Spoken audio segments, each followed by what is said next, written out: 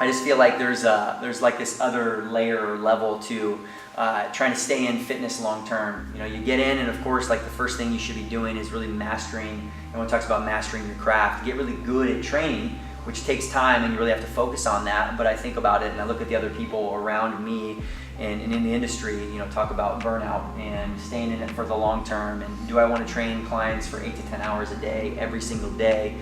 And I don't think a lot of people think about that. I think a lot of people just think, it's just the first hurdle. Let me get into training and plow through that. And then all of a sudden, by the time they start thinking about the next step, where am I going to go? How do I scale this?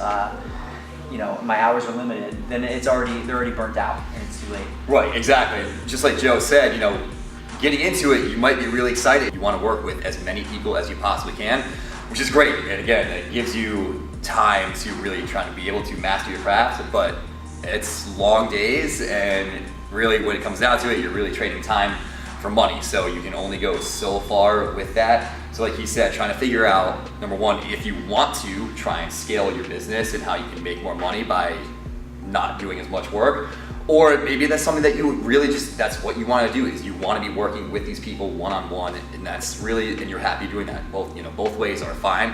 Just figuring out which avenue that you're going to take to be able to get there. Yeah, and I think that's it. I think it's really just asking yourself the right questions. So I think there are some people who are just, they're phenomenal at what they do. There's no way they can train anyone else to do what they do.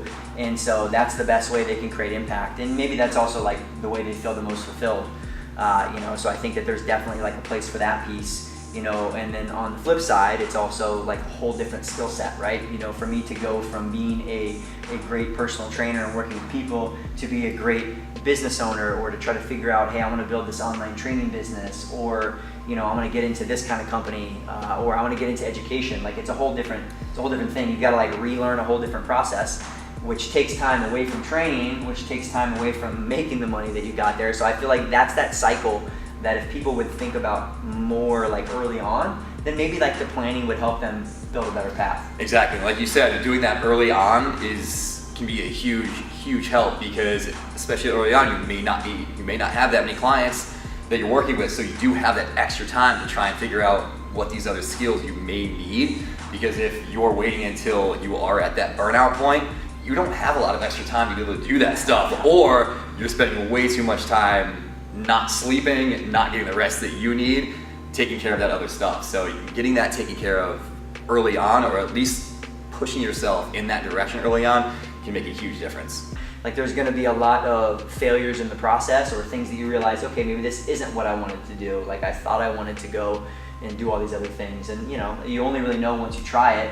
And exactly. I think as you keep trying different things and navigating your way, all of a sudden like your mind opens up more, and you realize there is a lot more than just training. And I think that's a huge important piece, and we need people working hands-on, but there are a lot of other ways to make an impact on people and clients. And I think you got to find that point where like, how can I make the maximum amount of impact based on what I'm good at, based on what I'm capable of, and then also where can I, you know, successfully and happily make my living doing it, right? And that might look very different for a lot of people.